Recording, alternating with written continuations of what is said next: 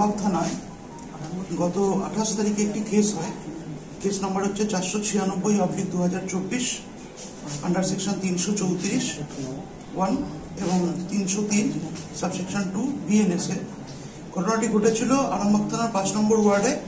সঞ্জীব কুমার দত্ত, উনি 26 তারিখ ওনার ফ্যামিলি নিয়ে ঘুরতে গেছিলেন এবং 27 তারিখ ফিরে এসে দেখেন ওনার বাড়ি থেকে কিছু জিনিসপত্র চুরি হয়, কিছু সোনার জিনিসপত্র চুরি হয়, কিছু ক্যাশ টাকা এবং একটি স্কুটি এটা চুরি হয়।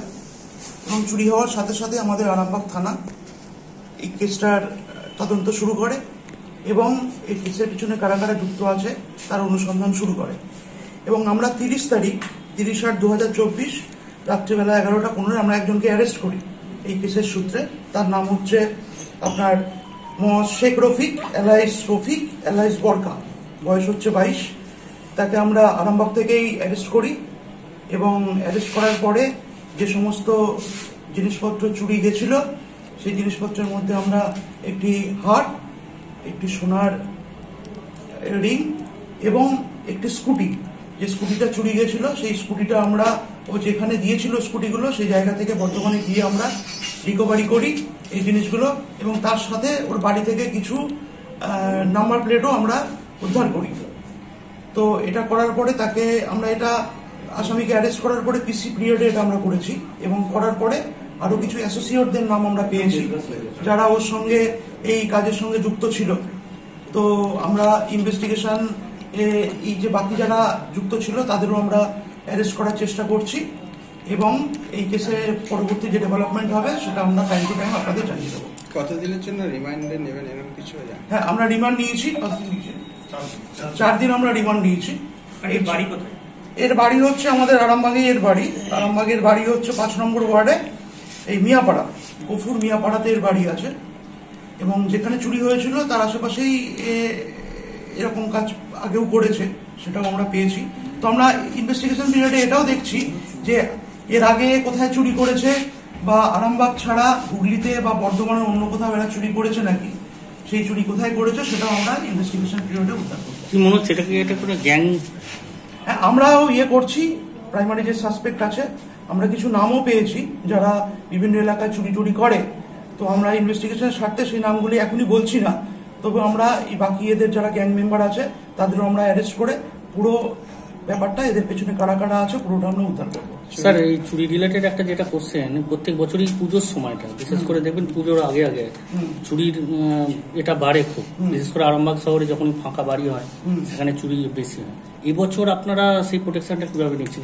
আমরা প্রোটেকশন যেটা বলছি, আমাদের চুরির অভিযোগ এখন যখনই আসে আরামবাগ থানায়, আমাদের আরামবাগের আইসি সাহেব বা এসডিপিও সাহেব এই চুরির কেসটাকে অন্যান্য কেসের থেকে অনেক বেশি গুরুত্ব সহকারে দেখে এবং আমাদের যে এসওজি টিম আছে বা আমাদের এখানে যে পিসি টিম আছে সেই টিমটাকে নিয়ে আমরা সাথে সাথে একটা টিম রেডি করি এবং রেডি করে চুরির কিনারা যত তাড়াতাড়ি আমরা করতে পারি সেই চেষ্টাই করি। এবং এই কেসগুলোতে, এই চুরির কেসগুলোতে আমাদের আইসি এবং এসডিপিও নিজেরা পার্সোনালি ইনভলভ হয়ে যত রকম সূত্র কিনারা আছে সেগুলোকে অনুসন্ধান করে এই চুরির কিনারা, আপনারা এটা দেখেও থাকবেন যে ইদানিংকালে আমাদের যত চুরির ঘটনা ঘটছে সেই কেসগুলো কিন্তু আমরা খুব তাড়াতাড়ি তার ফল পাচ্ছি, আসামি ডিটেক্ট হচ্ছে এবং আমরা যে সমস্ত চুরি হচ্ছে সেগুলো আমরা খুব তাড়াতাড়ি ডিটেকশন করতে পারছি। তার কারণ হচ্ছে আরামবাগ সমস্ত থানার যারা অফিসার আছে এবং আইসি সাহেব এবং এসডিপিও সাহেব যেহেতু পার্সোনালি এই চুরির কেসগুলো দেখে।